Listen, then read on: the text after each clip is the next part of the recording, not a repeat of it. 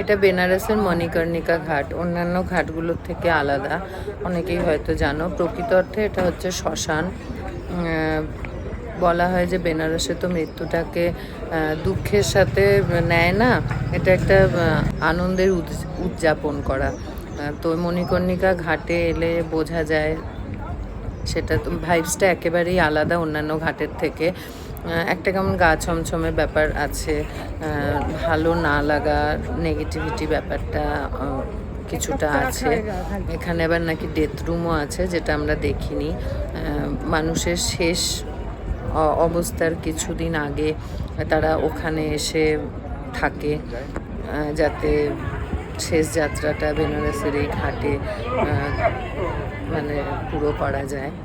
তো যাই হোক, আমরা এলাম দেখতে, বেশিক্ষণ থাকিনি, দেখে টেখে চলে গেলাম।